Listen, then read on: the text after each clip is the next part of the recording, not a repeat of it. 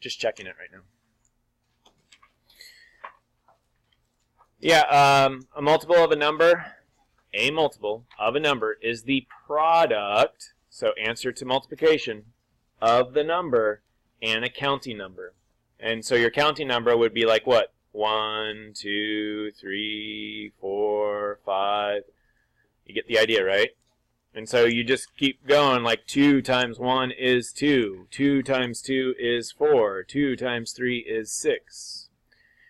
Good. All right, number 2, Alyssa. A blank always has a numerator of 1. Unit fraction. Numerator, that's the number on top. So like 1/10, 1/5, 1/20th. Yep. A unit fraction. All right, list the next 4 multiples of the unit fraction. This one may have gotten a couple of you, Jack. 1/2, then what? 2 seconds. 2 halves, 3 halves, 4 halves, 5 halves. Good. What about the 5th, Grayson? 2/5. Yep. 3/5. Yep. 4/5. Yep. 5/5. Yep. Which one of those is a whole? 5/5. Good. Write the fraction as a product of a whole number and a unit fraction. Product. So you're going to times whole number. Anything like what? 1, 2, 3, 4. You get the idea. Unit fraction means it has to have a what? A 1 on your numerator. So like 1/10, whatever. Okay, Jamal, 4/10. What was it? 4 times 1/10. Yep. 4 times, we know the denominator is 10, so it's going to be 1/10. Because if you did 4 times 1/10, it would be 1/10, 1/10, 1/10, 1/10. 4 times, you get 4/10. Good? Athena, 8/12. 8 times 1/12. If you're absent yesterday, a real easy way to do is just look at the top numbers, and that's kind of the one that gives it away. 3/4. Mason, what'd you say?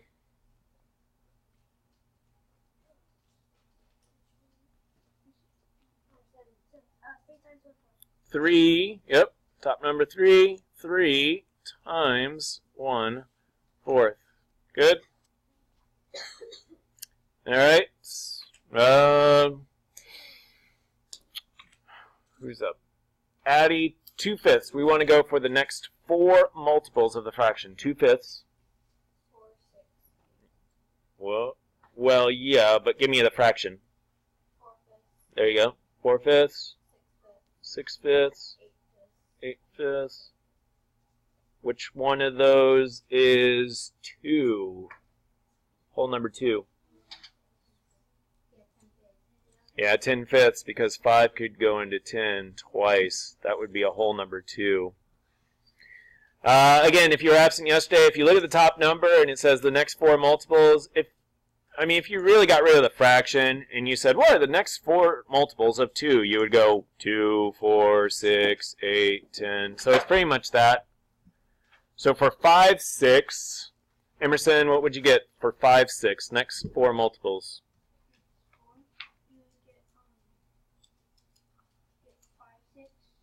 We got that one. No, you're counting by ones. We want multiples. Multiples. What?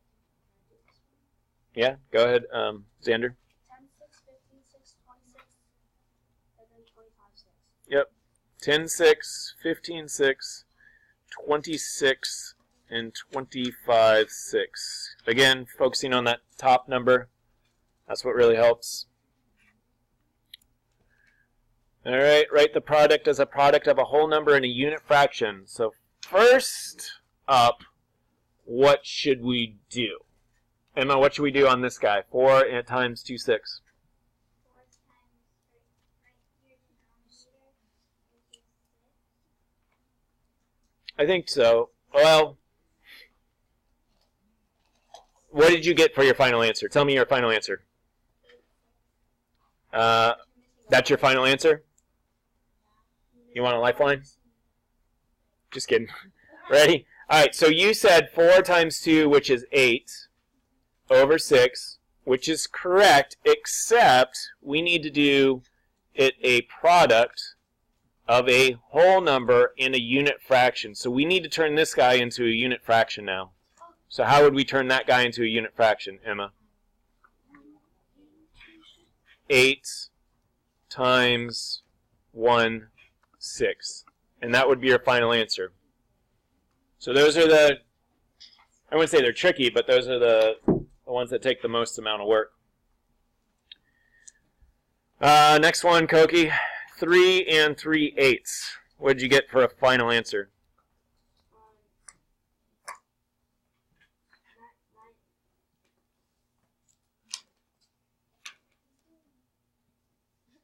Did you not do the unit fraction part? Okay, so multiply it out first. Let's multiply it out first. 3 times 3 is 9, so that would be 9/8. Now let's turn that guy into a unit fraction, which would be 9 times 1/8 would be our final answer. And again, it's just because of the directions. It says whole number and unit fraction. All right, who hasn't gone yet? What are we on? Pedro. Let me read Pedro real quick, and then we'll have you go. Pedro cut a sheet of poster board into 10 equal parts. His brother used some of the poster board, and now has 8/10 left. Pedro wants to make a sign from each of the remaining parts of the poster board. How many signs can he make? All right, walk us through it. Where are we going to go? Okay, C. C. How'd you get there?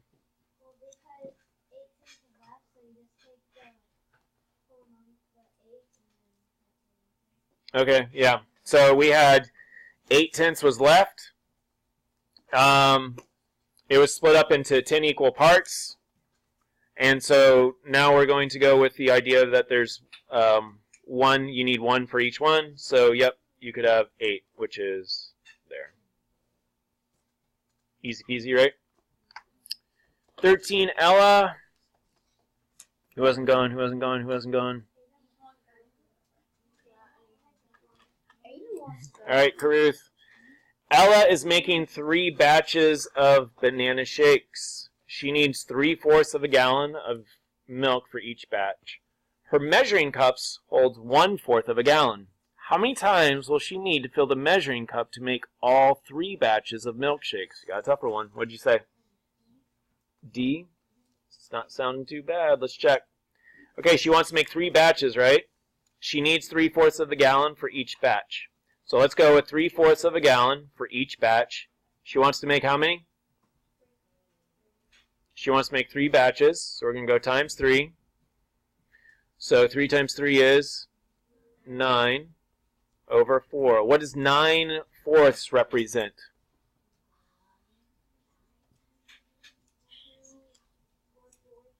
What's that? No, what is 9/4?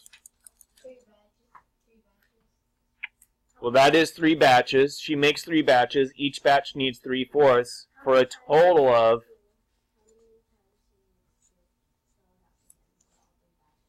almost. Well, yeah, you are right. This is the total, 9/4. Now, her problem is she only has what? She only has a measuring cup that holds 1/4 of a gallon. So now you're going to ask yourself, okay, how many of these unit fractions can go into 9/4? So 1/4, 1/4, 1/4, 1/4, 1, right? How many times would that be? 9 is correct. Good?